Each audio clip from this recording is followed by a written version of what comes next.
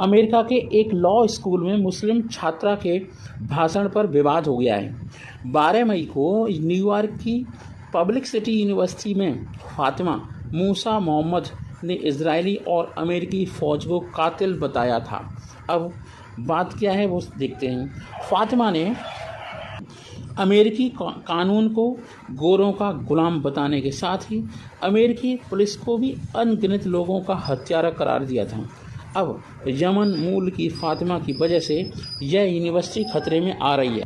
अमेरिकी सांसद इस यूनिवर्सिटी की फंडिंग बंद करने के लिए संसद में बिल ला रहे हैं। इसके अलावा यहूदी और कुछ दूसरे ग्रुप्स सड़कों पर यूनिवर्सिटी और फातिमा के खिलाफ विरोध प्रदर्शन कर रहे हैं।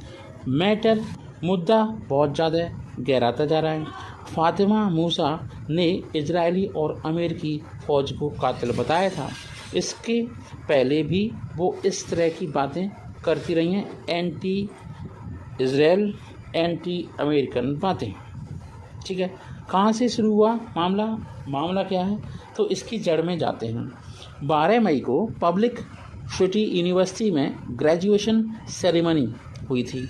उस ग्रेजुएशन सेरेमनी में ये एक स्कूल जो है, यूनिवर्सिटी है, यह न्यूयॉर्क लॉ स्कूल के तहत आती है।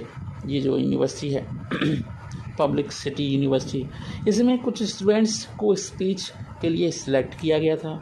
इनमें फातिमा मूसा मोहम्मद भी थी।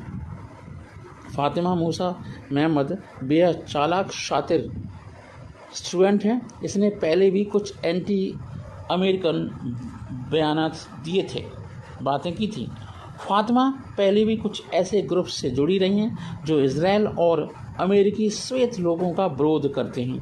बहरहाल जनरली बता दें कि फातिमा ने स्पीच में कहा क्या, अमेरिकी लीगल सिस्टम को बदलने के लिए रिवॉल्यूशन यानी क्रांति की सख्त ज़रूरत है। यह लीगल सिस्टम सिर्फ गोरों के लिए है। इजराइल के अलावा अमेरिकी पुलिस और फौज अनगिनत लोगों का कत्ल करती रहती है। टाइम्स ऑफ इजराइल के मुताबिक ग्रेजुएशन सेरेमनी को कुनी कहा जाता है, कुनी।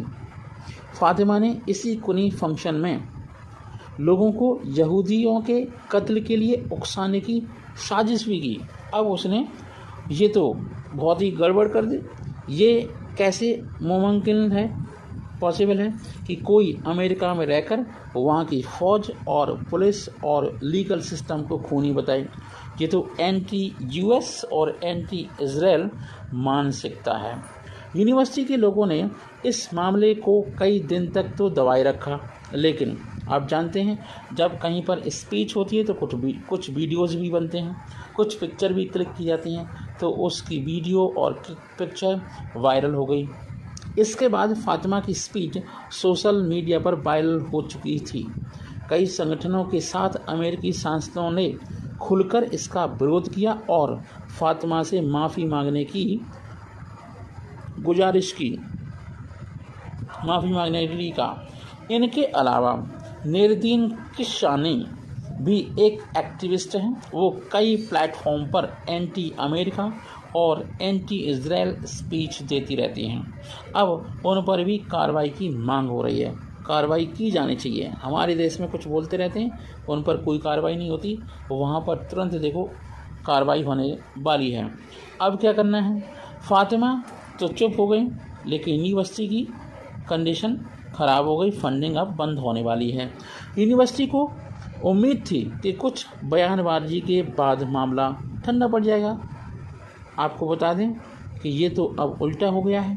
सांसद, ब्यूरोक्रेट्स, मतलब जितने भी अधिकारी होते हैं, वो बेहद ताकतवर यहूदी लॉबी इसके खिलाफ कैंपेन चला रही है। शुक्रवार को डेमोक्रेट और रिपब्लिक पार्टी के कुछ सांसदों ने मीडिया से कहा कि कुछ लोग अमेरिकी कानून और इसमें दिए गए अधिकारों का नाजायज़ फ़ायदा उठाकर हमारे देश में हमें ही नीचा दिखाने की कोशिश कर रहे हैं। कुछ अमेरिकी इंस्टीट्यूट्स उनकी मदद कर रहे हैं। ये इंस्टीट्यूट्स बंद होने चाहिए और ये बर्दाश्त नहीं किया जाएगा। सांसद माइक लोवर ने कहा, ये किसी स्टूडेंट की स्पीच थी नहीं या हम कह सकते हैं ये जो स्पीच थी किसी कट्टरपंथी नेता की, अलगाववादी नेता की, जो इजराइल से बहुत ज़्यादा नफ़रत करता है या फिर अमेरिकी लीगल सिस्टम से भी नफ़रत करता है। तो वहाँ पर पढ़ने क्यों गए? फिर वक्त आ गया है कि इस तरह के लोगों से सख्ती से निपटा जाए। सबसे पहले रिपब्लिकन सांसद जॉश गॉथमियर ने कहा कि सरकार सिर्फ इतना बताए कि ये हेट स्पीच नहीं है तो और क्या है।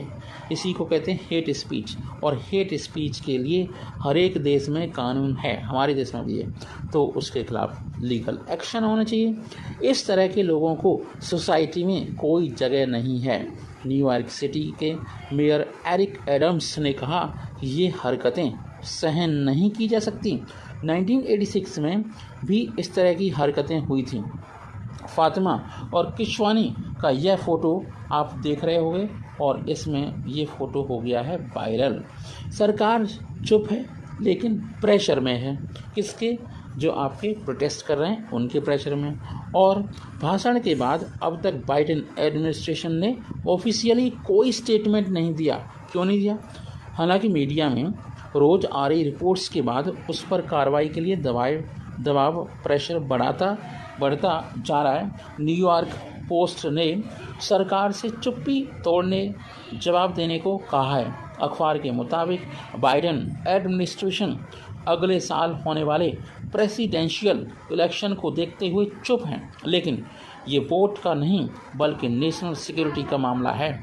इसके पहले नैरदीन किशवानी नाम की एक एक्टिविस्ट और स्टूडेंट ने अमेरिका और इजराइल के बारे में इसी तरह की बातें की थी।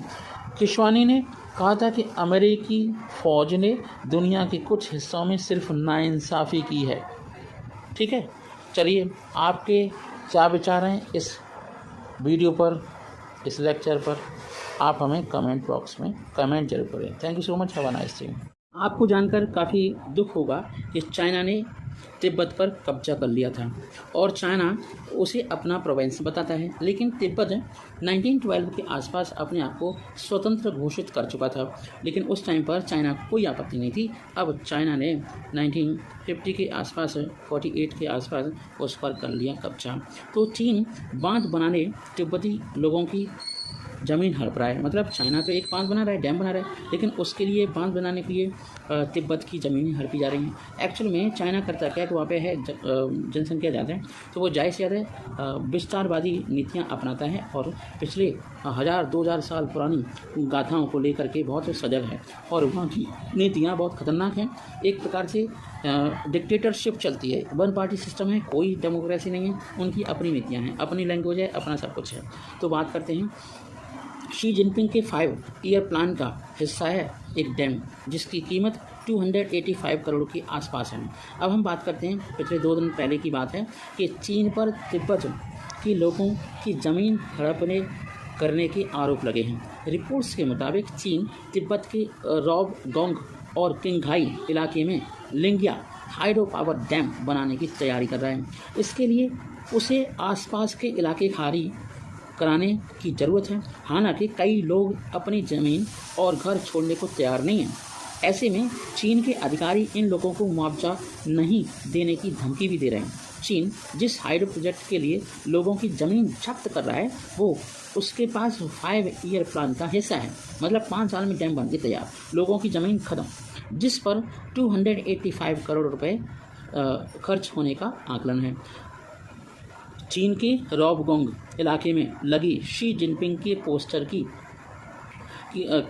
तरफ देखते हुए चाइना की सरकार जहां के लोगों को अपना समर्थन में लाने के लिए प्रचार का सहारा ले रही है और उन पर ज़बरदस्ती अपने नियम कानून थोप रही है।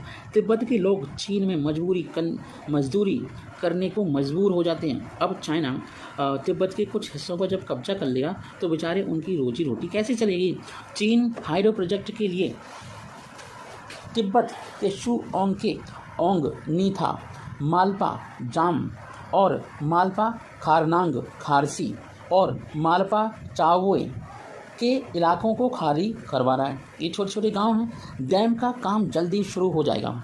लोगों का कहना है कि अपने गांव और खेतों के अलावा गुजारे के लिए उनके पास कोई दूसरा चारा नहीं है।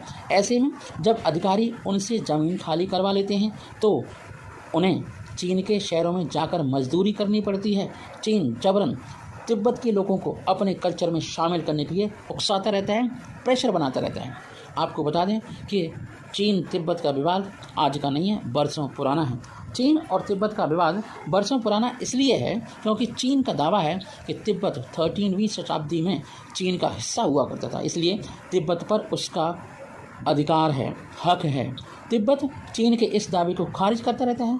1912 में तिब्बत के 13वें गुरु दलाई लामा ने तिब्बत को स्वतंत्र घोषित कर दिया था।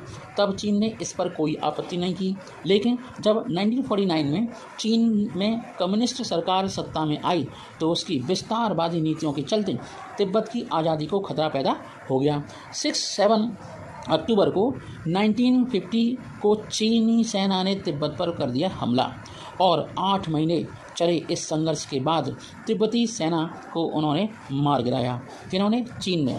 और उसी टाइम पर चीनी अत्याचार से बचने के लिए 1959 में तिब्बत के धर्मगुरु और वर्तमान दलाई लामा भारत चले आए थे। तो आपको बता दें कि इसी की वजह से, इस कारण से चाइना ने भारत पर 1962 में आक्रमण कर दिया था और लद्दाख का कुछ हिस्सा अपने में मिला लिया था, जो जिनजियांग प्रांत के एरिया में आता है। प्रतिनिधि बीजिंग भेजने को कहा। चीन तिब्बत समझौता तो हुआ, लेकिन आखिरकार 23 मई 1951 में तिब्बत ने चीन के एक साथ 17 प्रस्तावों पर जबरदस्ती चीन ने उस पर हस्ताक्षर करवा लिए, जिससे चीन ने तिब्बत पर अपने कब्जों को औपचारिक रूप से अधिकार बताया और उन्होंने आधिकारिक जामा पहनाने की कोशिश भी की और उन्होंने ऐसा ही किया। मैटर क्या था? जानकारी क्या थी? विस्तारवादी नीतियाँ। 18 अप्रैल 1959 को तिब्बत के 14वें दलाई लामा ने घोषणा की कि चीन ने ये समझौता जबरन करवाया था, इसलिए चीन का तिब्बत पर जो कब्जा है वो अवैध है। लेकिन इसके बावजूद चीन अपनी हरकतों से बाज नहीं आया और तिब्बत पर उसका कब्जा आज भी कायम है। दलाई लामा तिब्बत के सबसे बड़े धार्मिक नेता को कहा जाता है। तिब्बत के वर्तमान दलाई लामा उनके 14वें दलाई लामा तेंजिन ग्यात्सो हैं, जो 1959 से ही भारत में रह रहे हैं और इसीलिए तो चाइना को मिर्ची लगती है।